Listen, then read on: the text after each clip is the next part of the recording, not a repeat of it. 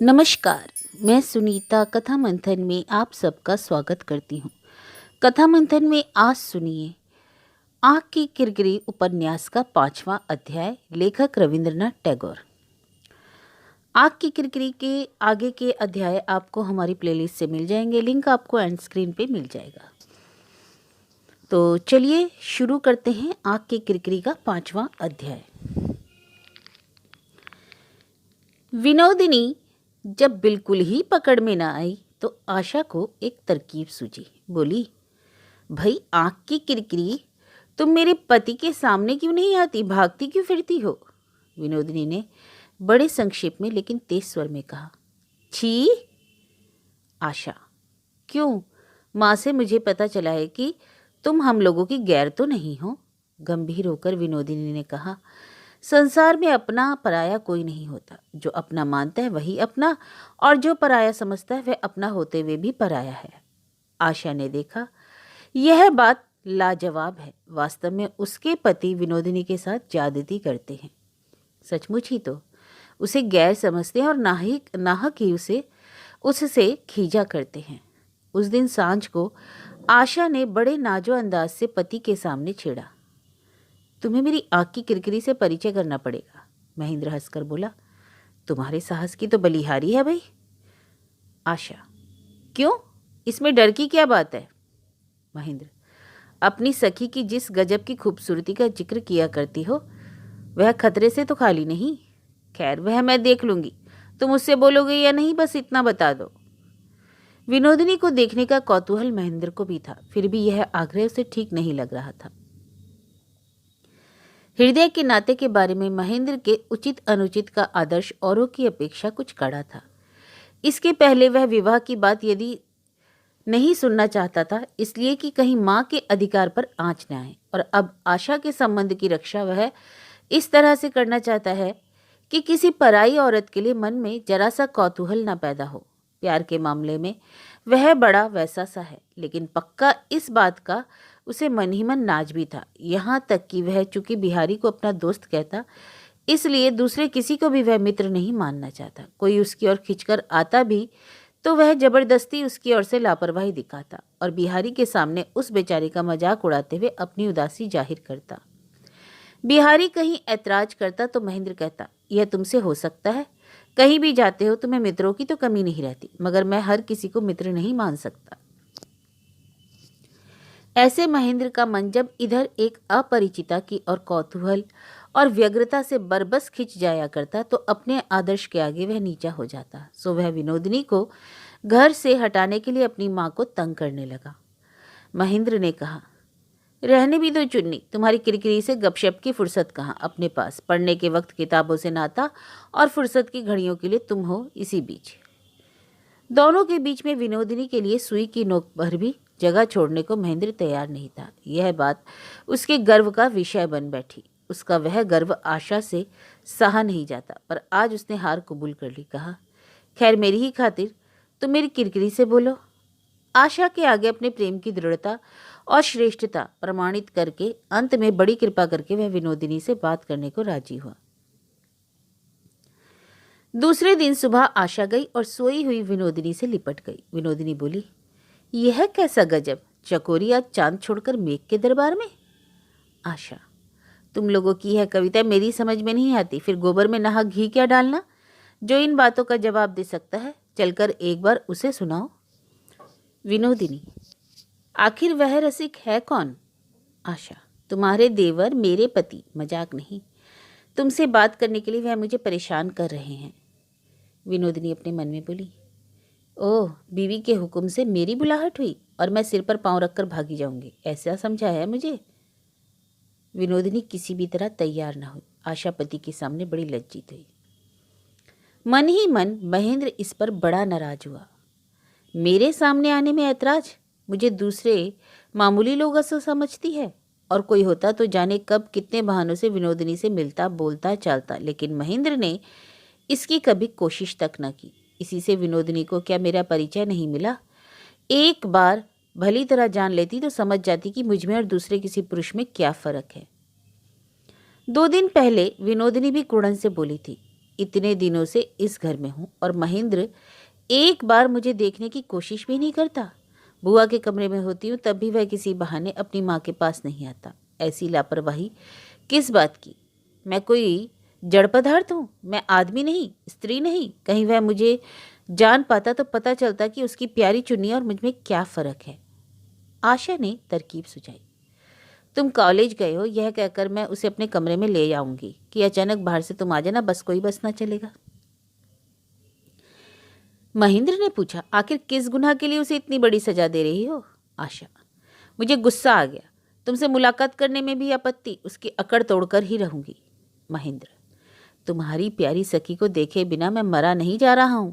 मैं यूं चोरों की तरह मिलना नहीं चाहता। आशा ने महेंद्र का हाथ पकड़कर विनती की, मेरे सिर की कसम, तुम्हें एक बार, बस एक बार तो तुम्हें यह करना ही पड़ेगा। जैसे भी हो उसकी हेकड़ी तो भुलानी ही पड़ेगी, फिर तुम्हारा जैसा जी चाहे करना। महेंद्र चुप रहा। आशा बोली, मेरी आरजू है, मान जाओ। महेंद्र को भी ललक हो रही थी, इसलिए बेहद उदासी दिखाकर वह सहमत हो गया। शरद की धुली दोपहरी। महेंद्र के कमरे में विनोदिनी आशा को कारपेट के जूते बनाना बता रही थी। आशा अनमनी सी बार बार बाहर ताक ताक कर गिनती में भूल करके अपना बेहद सीधापन दिखा रही थी। आखिर तंग आकर विनोदिनी ने उसके हाथ का कारपेट झपट कर गिरा दिया और कहा, यह है तुम्हारे बस का नहीं, मैं चलती हूँ, बहुत काम पड़ा है। बस जरा देर थोड़ा और देखो ना, अब भूल नहीं होगी। आशा सीने से लग गई। इतने में दबे पांव महेंद्र आया और दरवाजे के पास विनोदिनी के पीछे खड़ा हो गया। आशा सिलाई पर आंखें गाड़े धीरे धीरे हंसने लगी। विनोदिनी, अरे एकाएक हंसी किस बात पर आ गई तुमको? आशा से और ना रहा गया। वह खिलखिला पड़ी और विनोदिनी के बदन पर कारपेट फेंक कर बोली, तुमने ठीक ही कहा, मेरे बस का नहीं। और विनोदिनी से लिपटकर जोर से हंसने लगी। विनोदिनी पहले ही ताड़ गई थी। आशा की चंचलता और हाव भाव से उससे छिपा कुछ ना था। वह यह भी खूब जान गई थी कि महेंद्र कब चुपचाप उसके पीछे आकर खड़ा हो गया। निरी नादान बनकर उसने अपने को आशा के आसान जाल में फंसने दिया। अंदर आते हुए महेंद्र ने कहा, मैं ही बदनसीब इस हंसी से क्यों वंचित हूँ? चौंक कर विनोदिनी ने माथे पर कपड़े का पल्ला डाला और उठने लगी। आशा ने उसका हाथ धर दबाया। महेंद्र ने कहा, या तो आप बैठिए, मैं चला जाता हूँ, या फिर आप भी बैठिए और मैं भी बैठता हूँ। जैसा कि आमतौर से औरतें करती हैं, छीना झपटी शोरगुल करके विनोदिनी ने शर्म की धूम नहीं मचाई। उसने सहजी सुर में कहा, आप ही के अनुरोध से बैठती हूँ, लेकिन मन ही मन अभिशाप न दीजिएगा। महेंद्र, अभिशाप? अभिशाप दूंगा कि आप में देर तक चलने की शक्ति ना रह जाए। विनोदिनी ने कहा, इस अभिशाप से मैं नहीं डरती, क्योंकि आपका देर तक ज़्यादा देर का नहीं होगा, शायद अब खत्म भी हो चला। और उसने फिर उठकर खड़ा होना चाहा। आशा ने उसका हाथ थाम लिया, कहा, सिर की सौगंध तुम्हें, और कुछ देर बैठो। अच्छा, सच सच बताना, मेरी आँख की किरकिरी कैसी लगी तुम्हें? आशा ने पूछा। महेंद्र, बुरी नहीं। आशा बहुत ही शुभ होकर बोली, तुम्हें तो कोई अच्छी ही नहीं लगती। हाँ हाँ, सिर्फ एक को छोड़कर। अच्छा, जरा परिचय तो जमने दो, फिर देखती हूँ अच्छी लगती है या नहीं। जमने दो यानी ऐसा लगातार कब तक चलेगा ये रवैया? महेंद्र ने कहा। आशा, भल मानसता के नाते भी तो लोगों से बोलना चालना पड़ता है। एक दिन की भेंट के बाद ही अगर मिलना जुलना बंद कर दो तो क्या सोचेगी बेचारी? तुम्हारा हाल ही अजीब है। और कोई होता तो ऐसी स्त्री से दौड़कर मिला करता, और तुम हो कि आफता पड़ी मानो। औरों से अपने इस फर्क की बात सुनकर महेंद्र खुश हुआ। बोला, अच्छा यही सही, मगर ऐसी जल्दीबाजी क्या है? मैं कहीं भागा तो नहीं जा रहा हूँ, ना तुम्हारी सखी को भागने की जल्दी है, लिहाजा बीच बीच में भेंट हुआ ही करेगी। और भेंट होने पर भल मानसता रखे, इतनी अकल तुम्हारे पति को भी तो है। महेंद्र ने सोचा, अब से विनोदिनी किसी न किसी बहाने जरूर आया जाया करेगी, लेकिन गलत समझा था। वह पास ही नहीं फटकती, कभी अचानक जाते आते भी कहीं नहीं मिलती। अपनी स्त्री से वह इसका जिक्र भी ना करता कि कहीं मेरा आग्रह न झलक पड़े। बीच बीच में विनोदिनी से मिलने की स्वाभाविक और मामूली सी इच्छा को छिपाए और दबाए रखने की कोशिश में उसकी अकुलाहट बढ़ने लगी। फिर विनोदिनी की उदासीनता उसे और भी उत्तेजित करने लगी। विनोदिनी से भेंट होने के दूसरे दिन प्रसंगवश यूं ही मजाक में महेंद्र ने आशा से पूछा, तुम्हारा यह अयोग्य पति तुम्हारी आँख की किरकिरी को कैसा लगा? महेंद्र को इसकी जबरदस्त आशा थी कि पूछने से पहले ही आशा से उसे इसका बड़ा ही अच्छा ब्यौरा मिलेगा। लेकिन सब्र करने का जब कोई नतीजा न निकला तो ढंग से यह पूछ ही बैठा। आशा मुश्किल में पड़ी। विनोदिनी ने कुछ भी तो नहीं कहा था। इससे आशा अपनी सखी से नाराज हुई थी। बोली, ठहरो ठहरो, भी 2-4 दिन मिलजुल कर तो कहेगी। कल भी भेंट भी कितनी देर की हुई थी और बातें भी कितनी ही हो सकी थी। महेंद्र इससे भी कुछ निराश हुआ और विनोदिनी के बारे में लापरवाही दिखाना उसके लिए और भी कठिन हो गया। इसी बीच बिहारी आ पहुंचा। पूछा, क्यों भैया, आज किस बात पर विवाद छिड़ा हुआ है? महेंद्र, देखो ना, तुम्हारी भाभी ने कुमुदिनी या प्रमोदिनी जाने जाने किससे तो जाने क्या नाता जोड़ा है, लेकिन मुझे भी अगर उससे वैसा ही कुछ जोड़ना पड़े तो जीना मुश्किल ही समझो। आशा के घूंघट के अंदर घोर कलह गिर गया। बिहारी जरा देर चुपचाप महेंद्र की ओर ताकता रहा और हंसता रहा। बोला, भाभी, बात तो यह अच्छी नहीं, यह सब भुलाने की बातें हैं। तुम्हारी आंख की किरकिरी को मैंने देखा है, और भी अगर बार बार देख पाऊं तो उसे दुर्घटना न समझूंगा, यह मैं कसम खाकर कह सकता हूं। लेकिन इतने पर भी महेंद्र जब कबूल नहीं करना चाहते तो दाल में तो कुछ काला है। महेंद्र और बिहारी में बहुत भेद है। आशा को इसका एक और सबूत मिला। अचानक महेंद्र को फोटोग्राफी का शौक हुआ है। पहले भी एक बार उसने सीखना शुरू करके छोड़ दिया था। उसने फिर से कैमरे की मरम्मत की और तस्वीरें लेना शुरू कर दिया। घर के नौकर चाकरों तक का फोटो लेने लगा। आशा जिद कर बैठी, मेरी सखी की भी तस्वीर लेनी पड़ेगी। बहुत ही मुख्तसर में महेंद्र ने जवाब दिया, अच्छा। और उससे भी मुख्तसर में उसकी आंख की किरकिरी ने कहा, नहीं नहीं आशा। आशा को इसके लिए एक तरकीब फिर से खोजनी पड़ी, और तरकीब यह थी कि आशा किसी तरह उसे अपने कमरे में बुलाएगी। सोते समय ही उसकी तस्वीर को लेकर महेंद्र एक खासा सबक देगा।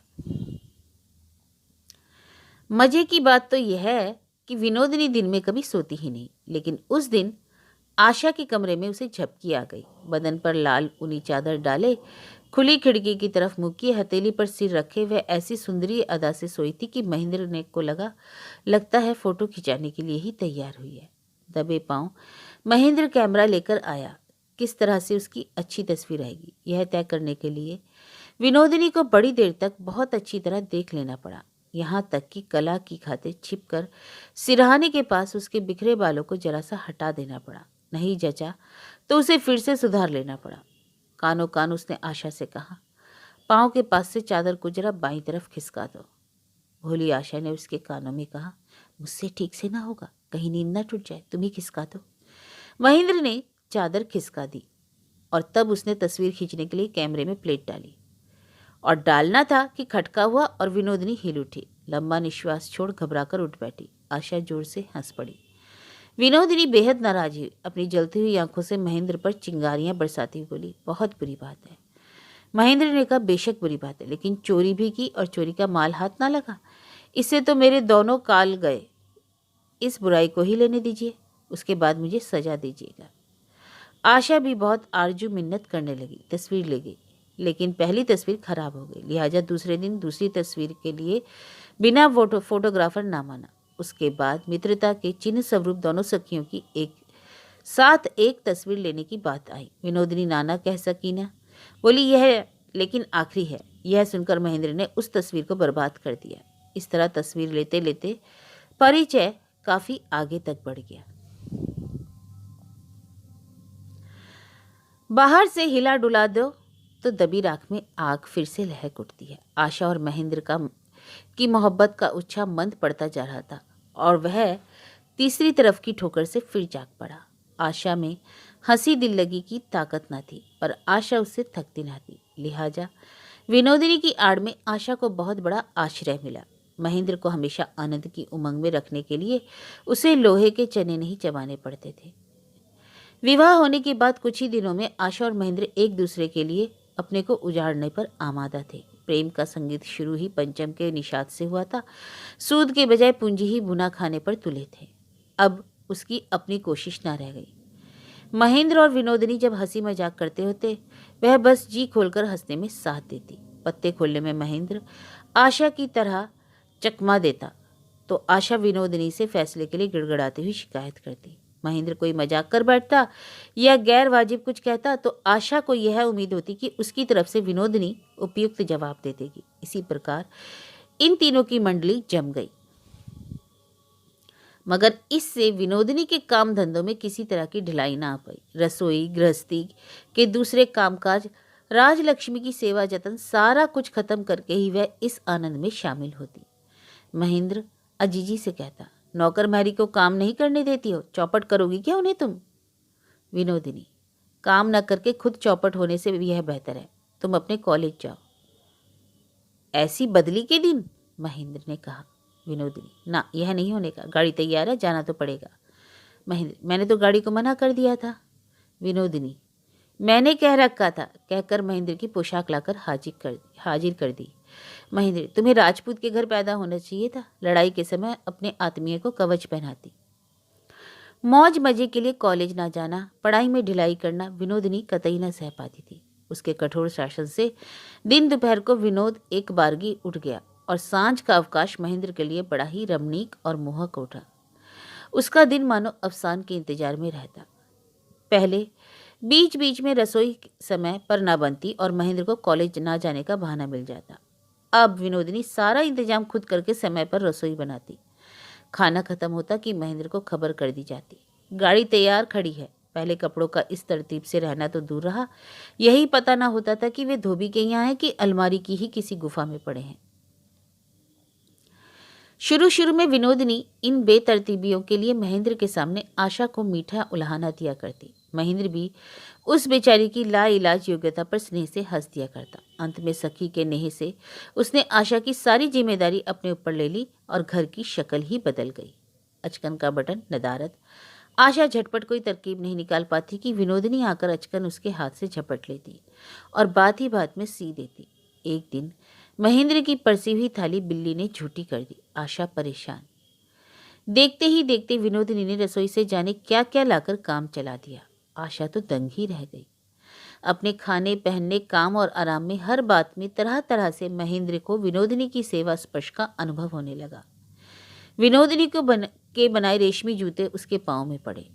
विनोदिनी का बुना रेशमी गुलबंद गले में एक पति के पास जाती, उसमें कुछ तो होता आशा का अपना और कुछ किसी और का। अपनी वेशभूषा के रूप में, रूप और आनंद में वह अपनी सखी से मानो गंगा यमुना सी मिल गई।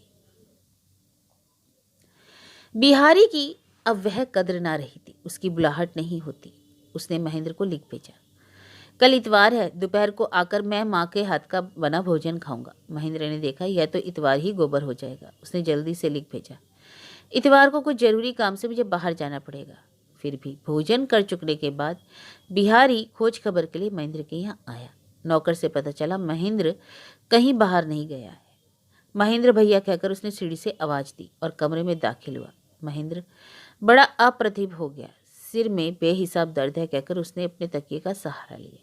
यह सुनकर और महेंद्र के चेहरे का हाव भाव देखकर आशा तो अचकचा गई। उसने विनोदिनी की तरफ इस आशय से ताका कि क्या करना चाहिए। विनोदिनी खूब समझ रही थी मामला संगीन नहीं है, फिर भी घबरा कर बोली, बड़ी देर से बैठे हो, थोड़ी देर लेट जाओ, मैं यूडिकोलन ले आती हूँ। महेंद्र, रहने दो, उसकी जरूरत नहीं। विनोदिनी ने उस पर ध्यान नहीं दिया। वह जल्दी से बर्फ मिले पानी में यूडिकोलन डालकर ले आई। आशा को गीला रुमाल देती हुई बोली, उसके सिर पर बांध दो। महेंद्र बार बार कहने लगा, अरे छोड़ो छोड़ो। बिहारी हंसी होकर चुपचाप यह नाटक देखता रहा। मन में गर्व करते हुए महेंद्र ने कहा, बिहारी देखे कि मेरी कितनी इज्जत होती है। बिहारी बाहर खड़ा था। लाज से कांपते हाथों से आशा ठीक से पट्टी ना बांध पाई। लुढ़क कर यूडिकोलन की एक बूंद महेंद्र की आंख में गिर गई।